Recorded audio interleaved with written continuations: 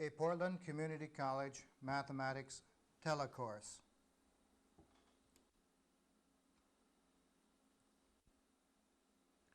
A course in arithmetic review, produced at Portland Community College.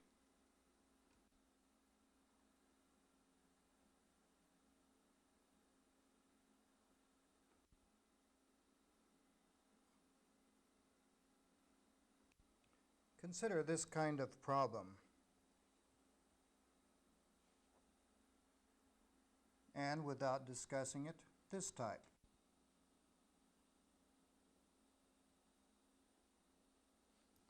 And without discussing that, this type.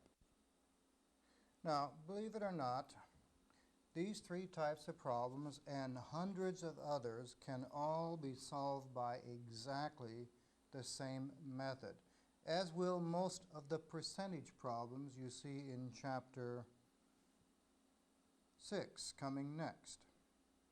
This chapter, these next three lessons, very short lessons, will build the foundation to be able to do all of those problems and many, many more. This lesson wishes first to build a vocabulary with which we will explain future processes. A measurement, a word we use every day. It's a writing with a number and a unit of measure. For instance, 3 inches. This is a measurement, as is 3 feet, 3 miles, 3 centimeters, 3 liters, 3 pounds. Now, the important thing to realize is never confuse these with the number 3. Certainly, these entities here are not equal just because they all have a 3. They're all different measurements. So treat a measurement as a number in its own right. And these 6 numbers are all unequal. Now, a ratio. That's simply the comparison of 2 numbers, or usually measurements, by division or a fraction. And of course, recall from the last chapter, all fractions are implied divisions. Some examples of ratios. Here is a statement like many that you'll see on boxes of mix, be it cement, plaster, glue, paint, or whatnot. Now let's discuss first how we shall express this from words to mathematics, then what it means. Now find the number that comes first and the word that comes first. Okay, that tells me that 3 belongs to cement, and commonly we will write it first on the top of a fraction. Now the number that comes second will commonly be written on the bottom of the fraction, and to find what it goes with, we find the word written second, and that's water. So this tells me that 2 belongs to water. Now I said commonly, you will find exceptions later. But the first word goes with the first number, and the second word goes with the second number. That's a point of grammar. Now, 3 of what? 2 of what? Well, this says by volume. So I could have cups, and they must both be cups in that case. Or, if I wish, both gallons, or both wheelbarrows, but anything that measures volume and having them to be the same in this case. Okay, now this is not saying you're to use 3 cups or 2 cups. It says for every 3 cups you use. So if I use 6 cups, I'm using twice this amount. I'd have to use twice this amount, or 4 cups. But note the point that mathematically we're using a fraction to express this ratio. That's the point that's going to be important to us. Another example. This statement appeared in our local newspaper following the last election. Now notice we're comparing women to men. So the word that comes first goes with the number that comes first. The word that goes second goes with a number that goes second. This is a must. But now, which goes on top and bottom will vary from problem to problem, but to keep our decision making simple at the start, we'll say the first goes on top. So 7, which refers to women, goes on top, and 6, which refers to men, goes on the bottom. Now please note, we are not saying that there were 7 women and 6 men that voted. We said if we were to divide all the women and men on 2 sides, there'd be 7 women for every 6 men. Now notice, implied in this ratio is also a third number. If there are 7 women for every 6 men, we could say there are 7 women for every 6 men for every total of 13 voters.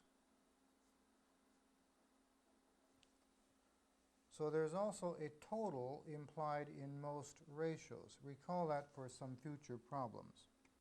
Many ratios do not use the word ratio. Consider this statement. A baseball player is currently hitting .275.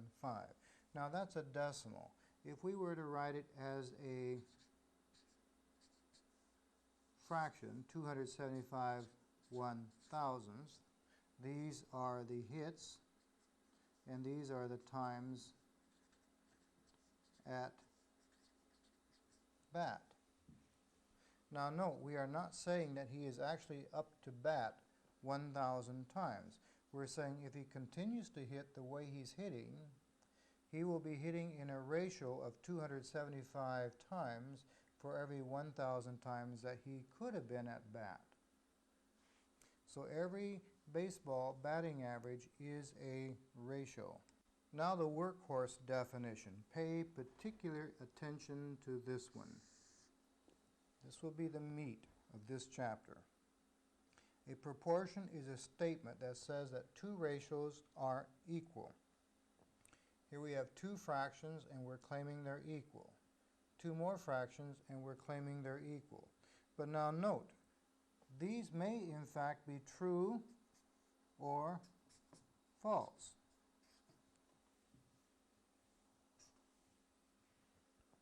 So we're merely claiming that they're equal, and part of our job was to determine, is this true or not? Now another way of saying this is a ratio is simply 2 fractions separated by an equal sign. A very important definition, as simple as it is. Now let's determine, how do we find out if these are true or false statement? Now in this case, we notice I could reduce 6/8 to 3/4, and I could also reduce 12/16 to 3/4, and since those are equal, and these are the same numbers, that's a true statement. And we know, just by having worked with these common fractions so much, that this is not true. It's false. So with simple statements, we can just look and see whether it's true or false. But it's not so simple in these two, and it's not even so simple to reduce it because we're involved with decimal fractions in this case. So let's go back to those 2 we just had. Now let's notice a relationship between these 4 numerals that at first appears as simply a curiosity or trick, but will be a key idea for later problems. If I were to take that product there,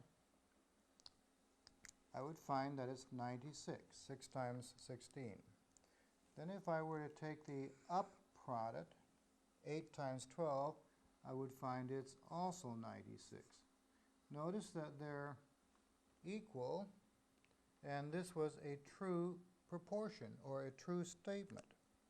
But now on this lower one, if I took this down product, I would get 36. And if I were to take my up product, I would get 30. And they're not equal. And this was false. Now we could ask, is that just a curiosity, or does it always happen that these cross products are equal if the statement is true, and these cross products are false if these are not equal? And the answer is, that's a legitimate situation. So summing up, we have a ratio separated from another ratio by an equal sign. We call that a proportion. If we take these products and they're equal, so this down product is 24, the up product is 24. If those products are equal, then we say that's a true statement. Those two products will be used so much in the next 3 lessons that we best give them a name. We will refer to them from now on as cross products. Now, a proportion is true if its cross products are equal, including their units of measure, if units of measure are used. So let's go back to our original problems. This gives us a tool to answer the question whether these are true or false statements. It simply says compare the two cross products. So if I were to multiply these two, I would find that it's 5363.6. And if I were to multiply the up product, I would find it's 5363.6. The two are equal, so this is true. Now on this one, if we take the down product, we would get 2549.61. If we were to take the up product, we would get 2597.77. Now they're close, but not the same, so this is a false statement. So again, quite simply, if the two cross products are equal, the proportion is true. If the two cross products are unequal, it's false. Now at this point, this is simply, in a sense, a bit of busy work, but you're going to find in a very few lessons this is a key for solving all of those story problems we showed you at the beginning of this lesson. So summing up, if you're given a proportional statement and you wish to know is it true or false, you will simply take the product of the two here and this cross product and ask, are they equal? Now this down product is 5,400 miles and minutes. And the up product also turns out to be 5,400 minutes and miles.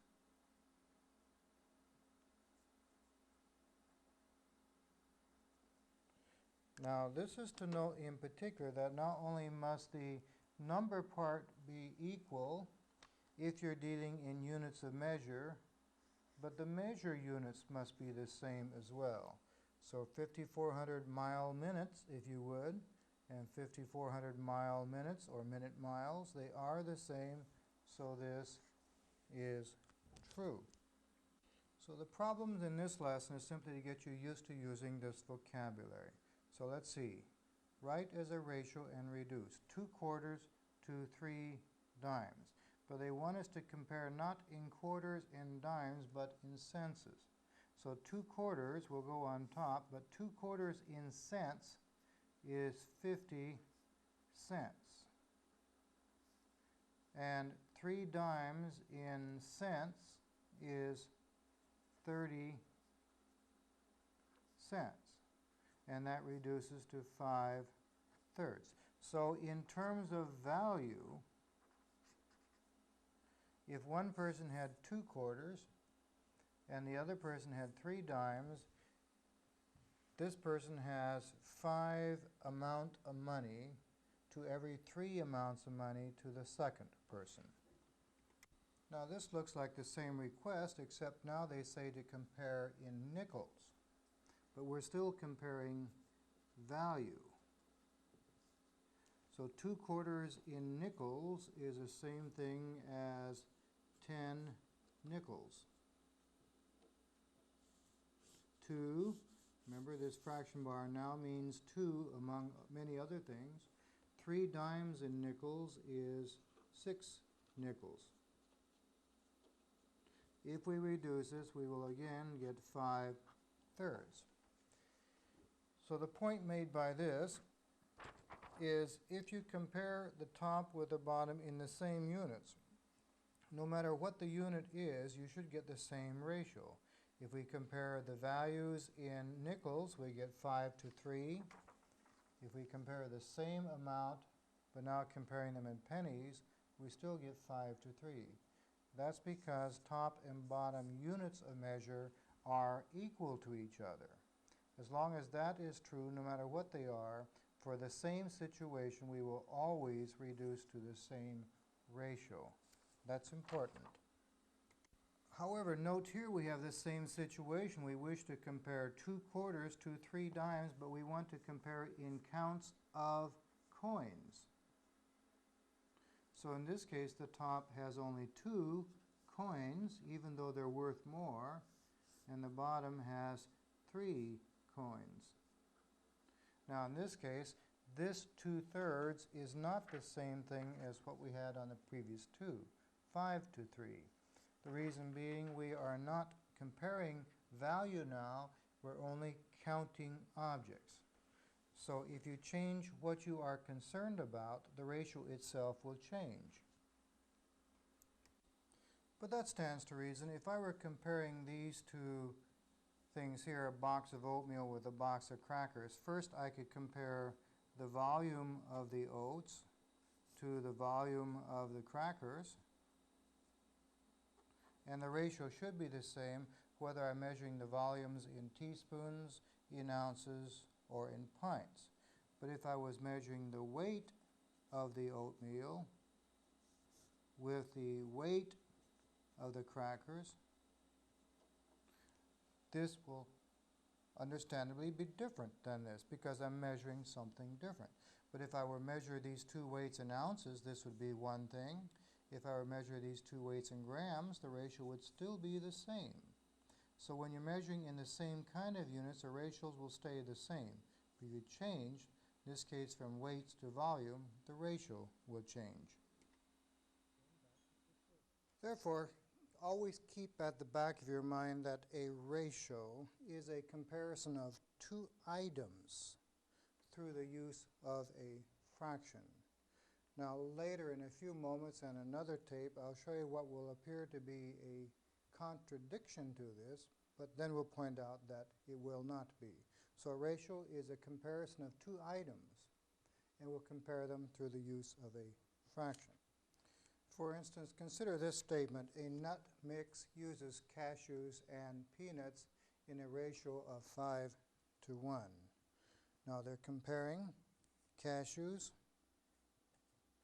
so I'll write that first, and peanuts, so I'll write that second.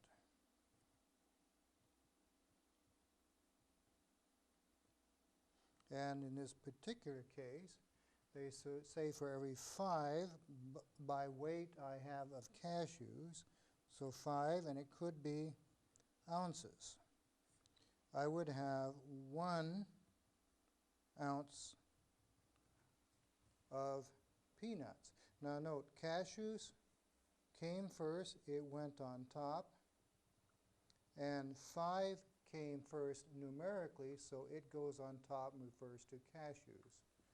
Whereas peanuts came second, therefore it goes on the bottom and corresponds to the second number. So if you would, first word with first number, second word with second number. But I could compare 5 pounds with 1 pound. Or I could compare 5 kilograms of cashews with 1 kilogram. It's important to note that we were comparing them by weight, because had we compared the same bag of peanuts by volume, that is cubic centimeters, cups, or whatever, the ratio would be different for the same package. So it's important when you're using a ratio to compare two items that you know what the items are. Above and beyond cashews in this case and peanuts, how are you comparing them? By weight or by volume? But also be aware that in any ratio statement, frequently there is a hidden ratio. For instance, here we're comparing cashews to peanuts, but we could, out of the same bag, compare the cashews to the total mix. Then in that case, there are still 5 units of cashew, in this case by weight, let's say ounce. But here, let's think about this. If there is cashews, 5 of cashews and 1 of peanuts, then total I have 6 of the mix, or if you would, the total. Or if I wish to, I could have the peanuts compared to the total. In that case, there's only 1 unit of peanuts per 6 units of total.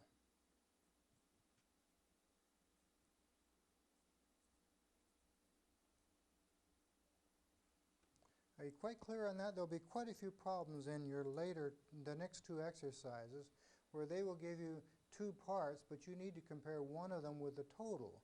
And they never tell you the total because common sense will give that to you as a free statement, if you would. But you must be alert and have at the back of your mind that it is a possibility that I might want to use the total.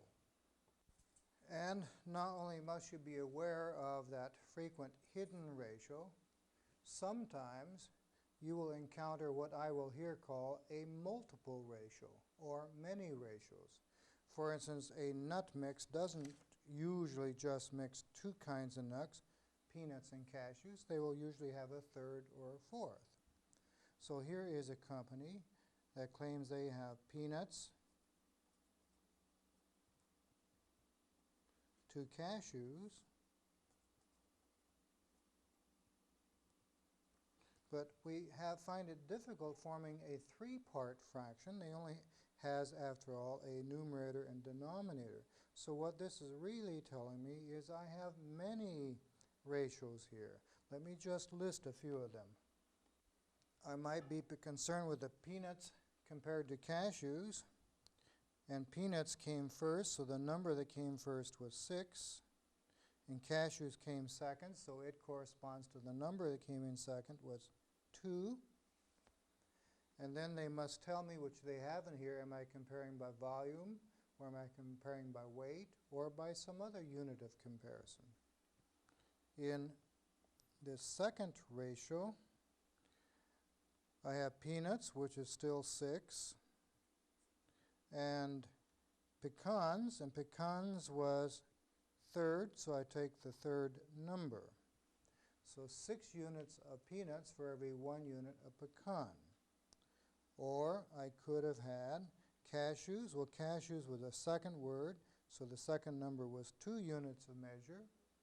And pecans was 3rd, so that's 1 unit. In short, twice as many cashews as pecans. And of course, it's very important that I decide on what unit I'm using for comparison because that can change the whole problem. Also, the question will come up later, can I flip these over and have cashews on top and peanuts on the bottom? And the answer is certainly, as long as the right number goes with the right word. And of course, realize that there are 3 more hidden ones here that we talked about just a moment ago. We might want to compare the peanut with the implied hidden ratio number, the total. So again, peanuts is the first word. The first number it comes is 6. And let's say by now we specified by volume, so it could be 6 ounces. That's volume. 6 cups. Remember, we're talking about volume now, not weight. It could be bushels. It could be any unit that's measuring volume, if that's what we chose to compare by. But now for the total, well, total means just that, 6 plus 2 plus 1, or in this case 9. So if I were talking about ounces of volume, for every 9 ounces of total mix, contained within it are 6 ounces of peanuts. Can you see the other two hidden proportions or ratios? Of course, I could have cashews, that's second. Second is 2 units, if it's ounces, fine. 2 total, and the total is still 9 units of volume. And the third one, of course, we might wish to compare pecans with total. And of course, pecans is the third word, so I take the third number, which is 1 unit of volume, divided by the total, which is still 9 of the same units of volume. So you see, in most situations in the commercial world, we're not just dealing with 2 items, we're comparing 3 or sometimes 4, 5, and 6, which can give us just many, many, many ratios. In such cases as that, very frequently, rather than comparing them as a fraction, we'll compare it in this way. We will find it convenient simply to compare them side by side, just as the numbers were laid, if you would, side by side. So we would have 6 units of peanuts, 2 units of cashews, and 1 unit of pecan. And the order is important, that the numbers match the correct item that we're measuring, and the units are specified. In this case, it must be volume, and if it is volume, how we compare it volume-wise is irrelevant as long as they're all the same. And of course, not only do we have the 3 parts here, but always the hidden 4th part, in this case, the total, which is just that, the total. Now, why we wish to compare it this way, other than the intuitive one that this is the way people sell things and this is the way things are mixed in recipes, etc., you'll find in the next lesson. And that is, we're going to actually use this to solve those story problems you saw at the beginning of this tape. Many, many story problems from every area, from cooking to machine shop to landscaping to veterinarian science to chemistry, can all be solved by taking ratios one step beyond this lesson. So this lesson simply wants you to get used to the word ratio, be aware that we can have multiple ratios, and there might be a total of the pieces of the ratio involved in some problems. So I'll be looking forward to being with you at that lesson. This is your host, Bob Fennell.